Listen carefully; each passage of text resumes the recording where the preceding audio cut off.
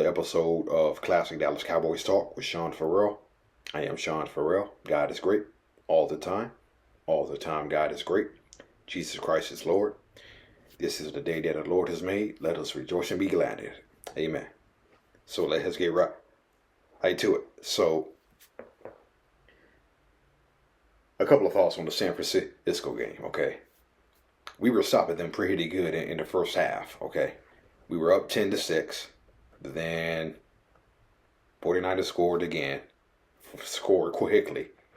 In the second half, started the second half. Dak throws a interception. Purdy quarterback sneak. All of a sudden, it goes from 10-6. Goes from 10-6 to 27-10. But man, I tell you what, we still fought. We still fought. And that's the thing that I'm looking for. And that is the thing that I was looking for. That was the thing that I was looking for. Are we still going to fight? And we did fight. And we scored 2 touchdowns. Had a chance to win it. But it just wasn't our day. It just wasn't our day. It just wasn't our day, unfortunately. I'm beginning to think that some of our fan base wants us to lose games, man. I'm starting to truly believe that. I believe that some of our fans want us to lose, okay? Those are some of you miserable Those are some of you miserable you-know-whats who want this team to lose, okay? Who want this team to lose, okay? We all remember 2015, right?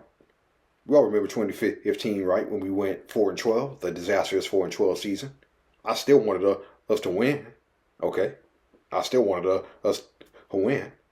But, hey, when you get on Twitter and you're emotional and you're a miserable fan, hey,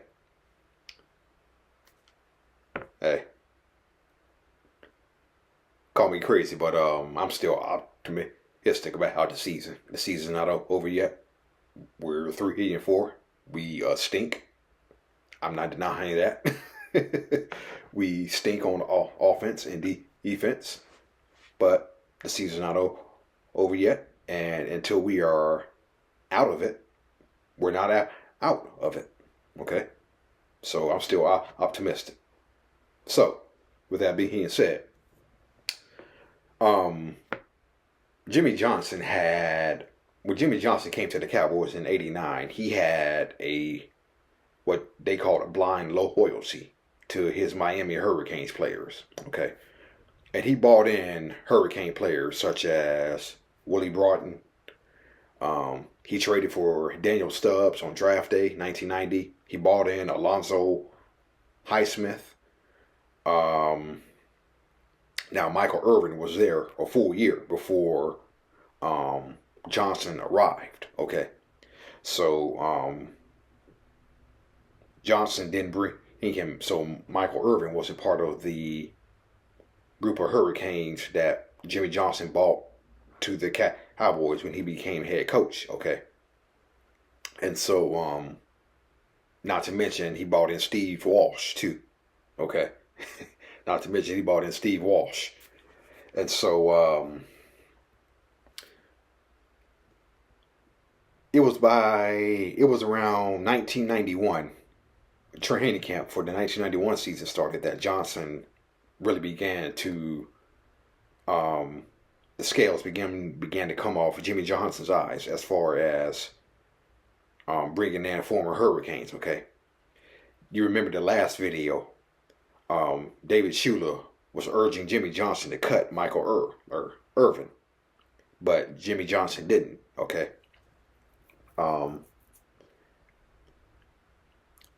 I know they did trade Daniel Stubbs mid-season during the 1991 season because it was said that his attitude was whack.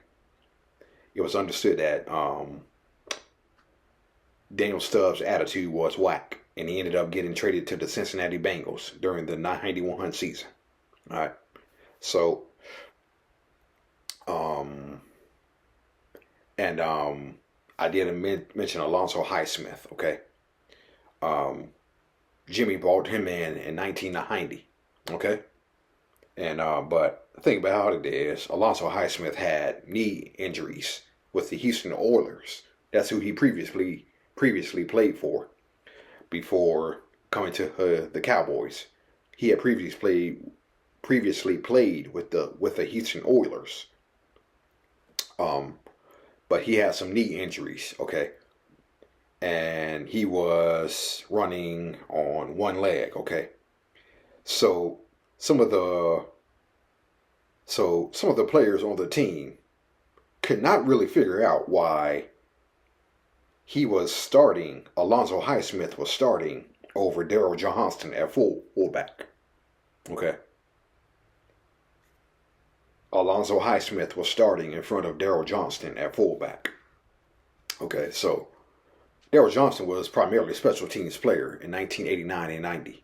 Okay, so Cowboy players, Cowboy veterans could not understand why he was starting over Daryl Johnston. Okay, and it was one former Cowboys player who said Jimmy was playing him out of loyalty, not merit. Okay, referring to Alonzo Highsmith, he was playing Alonzo Highsmith out of loyalty, not merit. Okay, and so for the longest time, the players on the team couldn't figure that out. So it wasn't around until training camp 91 where Johnston finally became Daryl Johnston. Okay, and Steve Walsh. That created friction between Aikman and Johnson when Johnson brought him in, no doubt about it. I remember the game where they lost 28-7 to the Giants at Texas Stadium in Week 2. Johnson actually pulled Aikman in the fourth quarter and inserted Steve Walsh with the Cowboys down 28-7. Actually, Troy Aikman threw an interception to Lawrence Taylor, who took it back for a touchdown. Okay, so I guess that was the reason why Jimmy pulled Aikman when he threw that interception to LT. Okay, so Johnson got rid of him a couple of games into the 1990 season, traded him to the Saints. But yeah, it was around 1991 where Johnson started to come to his senses about his Miami players, with the exception of Michael Irvin. Okay, so yeah. Also,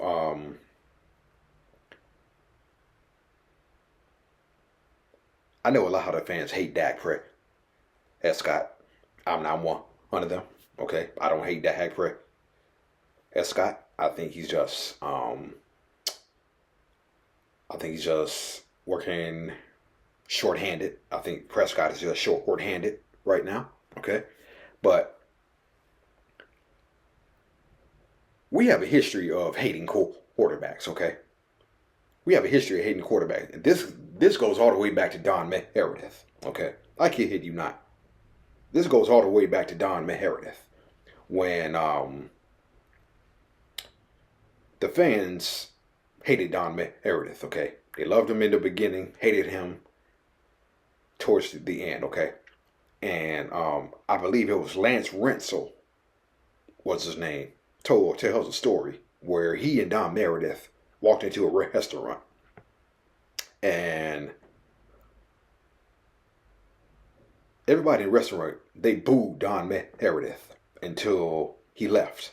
Okay, so the fans turned on Don Meredith. So here comes Craig Morton. And I remember Craig Morton saying, well, he felt bad for Don Meredith for the fans turning on Don Meredith, and then Don Meredith was like, don't worry about it, because when you start playing it bad, the same thing's going to happen to you. That was Don Meredith to Craig Morton. And I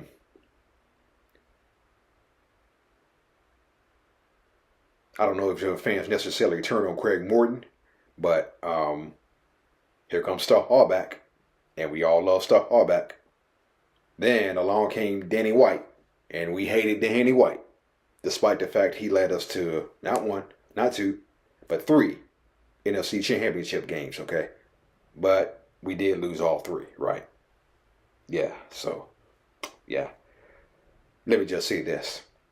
If they had a horse collar rule in 1981, the Cowboys would have won the 81 NFC championship game, okay?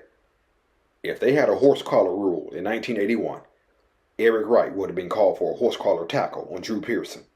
And there's no doubt in my mind the Cowboys would have gone to the Super Bowl and crushed the Cincinnati Bengals, okay? But there was no horse collar rule in 1981, so... Then we hated Danny White. We didn't like Steve Allure. We loved Troy Aikman through the majority of his career. Then you remember what happened opening day 2000 against the Eagles. They booed him. We booed Troy Aikman. Okay? So, we hated Aikman towards the end of his career. By the way, we actually turned on Emmitt Smith too, believe it or not.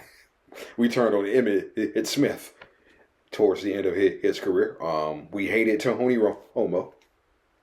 We took him for granted. And now we hate Dak Prescott. So, hating quarterbacks is nothing new for his fan base.